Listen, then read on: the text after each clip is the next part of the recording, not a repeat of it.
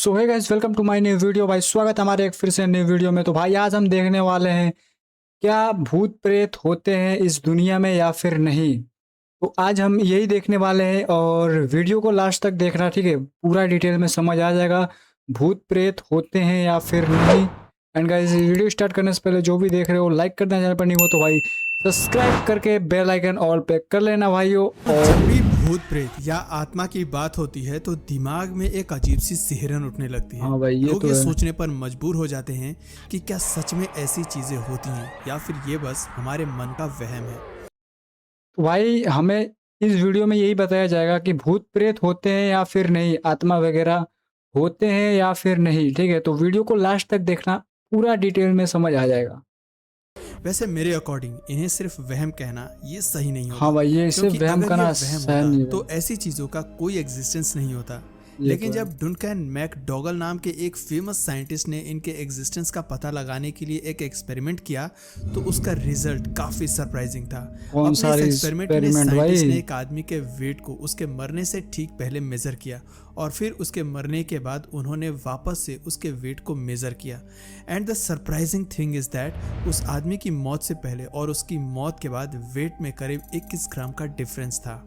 और 21 ऐसा ग्राम? सिर्फ एक पर्सन के साथ नहीं हुआ, उन्होंने इस एक्सपेरिमेंट को अलग अलग कई लोगों के साथ किया और हर बार लोगों के वेट में 21 ग्राम का डिफरेंस देखा गया, जिसके बाद डनकन इस कंक्लूजन पर पहुंचे कि किसी भी स्पिरिट का वेट मतलब भाई ग्राम होता है। यानी कि इससे 21 ये ग्राम। तो प्रूफ हो गया कि स्पिरिट्स होती हैं। और दोस्तों, जब स्पिरिट्स होती हैं तो ऑब्वियसली भूत प्रेत भी होते होंगे। और इन्हीं भूत प्रेत और मिस्ट्री से रिलेटेड कुछ रियल स्टोरीज हम अपनी आज की इस वीडियो में लेकर आए हैं। वीडियो काफ़ी ज़्यादा इंटरेस्टिंग होने वाली है, सो आप हमारे साथ एंड तक बने रहें। दोस्तों, हमारी फर्स्ट लास्ट तक देखना भाई, फिर तभी समझ आएगा भाई वीडियो को। सवाला विलेज की है, जो 72 साल से वीरान पड़ा है। कहा जाता है कि इस गांव में एक दो नहीं बल्कि 8 लोगों की आत्माएं भटकती हैं, अबे भाई, जो यहाँ 8 किसी को लोगों बसने नहीं देती। इन आत्माओं को लेकर लोगों के बीच इस कदर खौफ है कि लोग यहाँ की जमीन पर कदम रखने से भी कतराते हैं। डर से लोग इस गांव को भूतों का गांव और कुछ तो इसे शापित गांव भी कहती हैं। बट दोस्तों, हमेशा से ये गांव ऐसा नहीं था। साल 1952 से पहले ये गांव भी सामान्य गांवों की तरह ही हुआ करता था। यहाँ चारों तरफ हरियाली थी। गांव में 20 से 25 परिवार खुशी खुशी रहा करते थे। लेकिन फिर इस गांव में कुछ ऐसा हुआ कि ये पूरा का पूरा गांव ही वीरान हो गया। क्या हो गया पड़ोसी भाई? गांव के लोग बताते हैं कि 1952 में स्वाला गांव से पीएससी की एक बटालियन गुजर रही थी, लेकिन रास्ता भटकने की वजह से उनकी गाड़ी गांव के पास ही एक खाई में गिर गई। ओ गाड़ी भाई। में फंसे बटालियन के 8 जवान मदद के लिए गांव वालों को पुकारते रहे, लेकिन इस गांव के किसी भी व्यक्ति ने उनकी मदद नहीं की।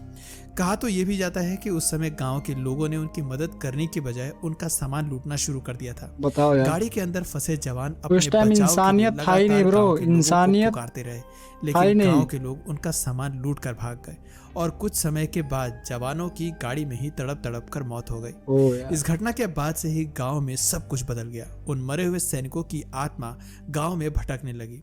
उन आत्माओं ने लोगों का गांव में रहना मुश्किल कर दिया। तब गांव के लोगों ने उन मरे हुए सैनिकों की आत्मा की शांति के लिए जिस जगह सैनिकों की गाड़ी गिरी थी वहां पर एक मंदिर बनवा दिया। लेकिन इससे भी चीजें नहीं सुधरी, जिसके बाद गांव के लोग धीरे धीरे इस गांव को छोड़कर पड़ोसी गांव में जाकर बस गए और वे इस गांव में दोबारा कभी वापस नहीं लौटे। दोस्तों, आज भी इन आत्माओं का डर पड़ोसी गांव के लोगों के अंदर इस कदर है कि जब भी वे खाई के पास बनी मंदिर के पास से गुजरते हैं तब वहां रुककर वो माथा जरूर टेकते हैं। दोस्तों, हमारी सेकंड स्टोरी कर्नाटका के पवागाड़ा विलेज की है। यहाँ 1983 में एक ऐसी घटना घटने लगी जिसने गांव के लोगों के दिल में दहशत पैदा कर दी थी। ओ भाई। दरअसल इस गांव में 5 साल या इससे भी कम एज वाली लड़कियां अचानक से रात में गायब होने लगी थीं। हैरानी भाई, की ये बात कैसे हो थी सकता है कि भाई? ये लड़कियां अपने घर के अंदर से गायब हो रही थी। ओ उन लड़कियों को कौन गायब कर रहा था, उनके साथ क्या होता था, या फिर वो खुद से गायब हो रही थी, इन सवालों ना का भाई, जवाब खुद से किसी के कैसे पास गायब हो नहीं सकती था। है भाई? खुद से तो गांव नहीं के हो लोग सकती हैं। इस घटना से काफी ज्यादा डरे हुए थे। अगला अबे शिकार भाई किस घर साहब। की लड़की बनेगी, नेक्स्ट किसका टर्म होगा, इस हाँ सोच से भाई। लोगों की रातों की नींद उड़ गई थी। गायब होने के अच्छा। बाद उन लड़कियों के बस कपड़े और खून के धब्बे गांव के खेतों में मिलते थे। अबे वैसे भाई, पुलिस ने भी इस मेरे को केस को लगता है सॉल्व करने भाई की काफी किडनैपर कोशिश की, वगैरह होंगे लेकिन भाई। वे इस केस को सक्सेसफुली सॉल्व नहीं कर पाए। पुलिस का कहना था कि इस गांव में एक आदमखोर भेड़िया है जो गांव की लड़कियों की जान ले रहा है। लेकिन आप जरा सोचिए, अगर कोई आदमखोर भेड़िया होता भी तो वो सिर्फ लड़कियों की जान क्यों लेता, हाँ भाई, और ये तो घर है के भाई। अंदर वो आदमखोर भेड़िया कैसे एंटर करता था और वही उसे तो। किसी ने देखा क्यों नहीं। वैसे कुछ समय के बाद इस घटना को लेकर गांव में एक अलग थ्योरी सामने आई, जिसमें पता चला कि पावागढ़ा गांव के बाहर तांत्रिकों का एक ग्रुप रहता है जो कि ब्लैक मैजिक करते हैं, और गांव के लोगों को ऐसा लग रहा था कि ये तांत्रिक ही हैं जो अपने रिचुअल्स के लिए गांव की लड़कियों की बलि देते हैं। जब पुलिस तक ये बात पहुंची तो उन्होंने लोगों से इस बारे में पूछताछ करनी शुरू की, लेकिन गांव का कोई भी इंसान उन तांत्रिकों के खिलाफ बोलने के लिए तैयार नहीं हुआ, क्योंकि लोगों का ऐसा मानना था भाई कि ऐसा ये क्यों? तांत्रिक काफी पावरफुल है, अगर ये अच्छा। उनके खिलाफ बोलेंगे तो ये तांत्रिक अपने तंत्र मंत्र से उनकी जिंदगी तबाह कर देंगे। लोगों का सपोर्ट नहीं मिलने की वजह से पुलिस ने भी कुछ समय के बाद इस केस को बंद कर दिया। वैसे दोस्तों, आपको क्या लगता है, क्या कोई तांत्रिक इतना पावरफुल हो सकता है कि वो किसी पता लड़की नहीं को उसके भाई। घर के अंदर से गायब कर दे?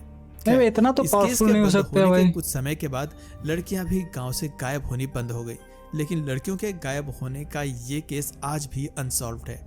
दोस्तों, थर्ड स्टोरी हमारे राजस्थान के जैसलमेर डिस्ट्रिक्ट के कुलधारा विलेज की है। वैसे तो इस विलेज की कहानी काफ़ी पॉपुलर है, इस पर फिल्में भी बनाई जा चुकी हैं, लेकिन फिर भी मैंने इसकी स्टोरी को अपनी इस वीडियो में शामिल किया है बिकॉज राजस्थान के इस कुलधारा विलेज को India second most haunted place माना जाता है, और इस गांव की कहानी आज भी लोगों के लिए किसी मिस्ट्री से कम नहीं है। लगभग 300 साल पुरानी बात है, जब जैसलमेर राजस्थान की कैपिटल हुआ करती थी और सलीम सिंह उनका प्राइम मिनिस्टर यानी कि दीवान हुआ करता था। सलीम सिंह स्वभाव से काफी क्रूर, अहंकारी और निर्दयी था। सलीम वो सिंह, अरे महिलाओं भाई को मुस्लिम अपनी हिंदू वासना का दोनों शिकार क्या? बनाता था। उस पता नहीं समय यार। कुलधारा गांव के अंदर 85 से ज्यादा पालीवाल ब्राह्मण की फैमिली रहा करती थी, अच्छा। और पूरे गांव में टोटल 1500 से ज्यादा पालीवाल ब्राह्मण रहा करते थे। पालीवाल ब्राह्मण काफी ज्यादा हार्डवर्किंग थे, और अपनी इस हार्डवर्किंग नेचर की वजह से वो काफी ज्यादा वेल्दी हो गए थे। जब लालची सलीम सिंह को इसका पता चला तो वो गांव को विजिट करने पहुंचा, जहां उसकी गंदी नजर गांव की मुखिया की बेटी पर पड़ गई। अबे साला, उसने छी। गांव के मुखिया को धमकी दी कि अगर अगली सुबह तक उसने अपनी लड़की को उसके हवाले नहीं किया तो वो उसकी लड़की का अपहरण भाई करेगा, आंख और में से साथ पानी ही क्यों आ गांव रहा है में यार? इतना टैक्स बढ़ा देगा कि गांव वाले टैक्स भरते भरते गरीब हो जाएंगे। गांव वाले सलीम सिंह की क्रूरता और उसके नेचर के बारे में जानते थे, इसलिए मुखिया सहित सभी गांव वाले लड़की के सम्मान के लिए रातों रात उस गांव को छोड़कर चले गए, और जाते समय उन्होंने गांव को भाई। श्राप दिया कि यहाँ कोई भी व्यक्ति कभी बस नहीं पाएगा।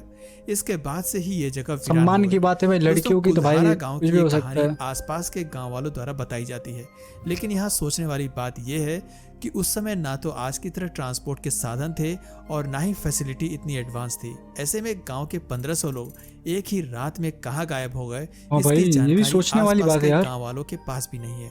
इसलिए कुलधारा गांव की कहानी में कितनी सच्चाई है ये तो मुझे नहीं पता, लेकिन जो भी हो, श्राप का असर आज भी इस गांव में दिखता है। आज भी यहाँ कोई बस नहीं पाया है। दोस्तों, हमारी फोर्थ स्टोरी री इनकारनेशन यानी कि पुनर्जन्म से रिलेटेड है। दोस्तों, हम में से बहुत से लोग री इनकारनेशन के कॉन्सेप्ट को नहीं मानते होंगे, बट दोस्तों साइंस के साथ साथ हमारे धर्म ग्रंथों में भी इस कॉन्सेप्ट को डिस्क्राइब किया गया है। आप सभी ने श्रीमद् भागवत गीता तो पढ़ी ही होगी, और अगर नहीं भी पढ़ी है तो सुना तो जरूर होगा। श्रीमद् भागवत गीता में ये क्लियरली डिस्क्राइब है कि स्पिरिट यानी कि आत्मा को न तो शस्त्र से काटा जा सकता है और ना ही अग्नि उसे जला सकती है, जल उसे गीला नहीं कर सकता और वायु उसे सुखा नहीं सकती। जिस तरह मनुष्य यानी कि हम इंसान पुराने कपड़ों का त्याग करके नए कपड़े पहनते हैं, उसी तरह आत्मा भी पुराने शरीर का त्याग करके नए शरीर को धारण करती है। अच्छा और दोस्तों, भाई, यही मतलब रीइंकार्नेशन का कॉन्सेप्ट चेंज होती रहता है भाई आत्मा लोगों का। अमेरिकन साइकेट्रिस्ट इयान ब्रेटिमन स्टीवेंसन भी मानते हैं। उन्होंने अपने 90 साल के साइंटिफिक करियर में 3000 प्लस री इनकारनेशन के केसेस डॉक्यूमेंट्स किए हैं, और इन केसेस में सबसे ज्यादा केसेस 3 से 5 साल के बच्चे के रहे हैं। इवन हमारी आज की स्टोरी भी एक 3 साल की बच्ची की है, जिसने अपने जन्म से 3 साल तक अपने मुंह से एक भी शब्द नहीं निकाला था, बट 4 साल की एज में उसने जैसे ही बोलना शुरू किया, वो सबसे पहली बात यही कहती है कि वो जिस घर में रहती है वो उसका घर नहीं है। दोस्तों, ये कहानी है शांति देवी की, जो अब हमारे बीच तो नहीं है, लेकिन उनकी स्टोरी आज भी लोगों के बीच काफी ज्यादा पॉपुलर है। 11 दिसंबर 1926 को दिल्ली में जन्मी शांति देवी ने जब 4 साल की एज में ये क्लेम करना शुरू किया कि जिस घर में वो रहती हैं वो उनका अपना घर नहीं है, तो शांति देवी के पेरेंट्स को ये बात काफी अजीब लगती है, क्योंकि एक 4 साल की बच्ची भला ऐसी बातें कैसे कर सकती थी। ये तो है उन्होंने भाई। कुछ दिनों तक तो शांति देवी को बहलाने पिछले फुसलाने की जन्म भी का भाई कोशिश कुछ की, याद तो नहीं है लेकिन ना। फिर भी जब शांति देवी चुप नहीं हुई तब पेरेंट्स ने शांति देवी की पूरी बात सुनने का फैसला किया, जिस पर शांति देवी उन्हें बताती हैं कि उनका असली नाम शांति देवी नहीं बल्कि लुगदी देवी है और उनका असली घर भी दिल्ली में नहीं बल्कि मथुरा में है। अबे भाई दोस्तों, साहब। शांति देवी सिर्फ इतने में ही चुप नहीं हुई, वो अपने पेरेंट्स को अपने पास्ट लाइफ के हस्बैंड और अपने बच्चों के बारे में भी बताती हैं। साथ ही वो ये ओ भी भाई, ये बताती कैसे हैं हो कि सकता अपने है यार? बच्चे को जन्म देने के 10 दिन बाद उनकी मौत हो गई थी। अब शांति देवी अपने पेरेंट्स से अपने गांव जाने की जिद करती हैं। एक 4 साल की बच्ची का अपने पास्ट लाइफ के बारे में इतना डीपली बताना ना सिर्फ उनके पेरेंट्स के लिए बल्कि उन सबके लिए काफी ज्यादा शॉकिंग था, ये जिन तो है लोगों ने भाई। भी उस समय शांति देवी की स्टोरी सुनी पिछले थी। जन्म का भाई इसलिए अब शायद को शांति सारा देवी के चीज याद है पेरेंट्स भाई। उन्हें लेकर उस गांव में जाते हैं जिसे शांति देवी अपना असली गांव बता रही थी। उस गांव में पहुंचकर शांति देवी एक पुराने घर में जाती हैं। उनके पेरेंट्स जब वहां आसपास पूछताछ करते हैं तो उन्हें पता चलता है कि एक्चुअल में उस घर में लुगदी देवी नाम की एक महिला रहती थी, जो सालों पहले अपने बच्चे को जन्म देने के बाद मर गई थी। इस स्टोरी को सुनने के बाद शांति अरे देवी भाई के साहब। पेरेंट्स को री इनकारनेशन पर यकीन होने लगता है। वहीं उस घर में पहुंचने के बाद शांति देवी अपने हस्बैंड केदारनाथ और घर के कुछ फैमिली मेंबर्स को भी पहचान लेती हैं। ओ, शांति देवी उनसे ऐसे मिल रही थी मानो वो शांति देवी नहीं बल्कि लुगदी देवी हो। दोस्तों, ये सारी स्टोरी जब बाहर आई तो लोगों को भी यकीन हो गया कि इस घर में रहने वाली लुगदी देवी का ही शांति देवी के रूप में पुनर्जन्म हुआ है। वैसे दोस्तों, भाई हो क्या सकता आप है ऐसा? री इनकारनेशन यानी कि पुनर्जन्म जैसे कॉन्सेप्ट पर यकीन करते हैं? अपना जवाब हमें नीचे कमेंट सेक्शन में ज़रूर बताइए। और अगर इस वीडियो से आपको कुछ नया जानने या सीखने को मिला या फिर इंटरेस्टिंग लगा तो प्लीज़ इस वीडियो को एक लाइक करके अपने फ्रेंड्स और फैमिली में इसे ज़रूर शेयर करें। और यार गाइज, कैसे कैसे हो सकता है भाई? खतरनाक ही वीडियो है भाई, ठीक है। पुनः जन्म ऐसा होता है या फिर नहीं, आप लोग मेरे को कमेंट करके बताना, ठीक है। एंड गाइज, मिलते हैं नेक्स्ट वीडियो में। Bye bye, love you ऑल्स।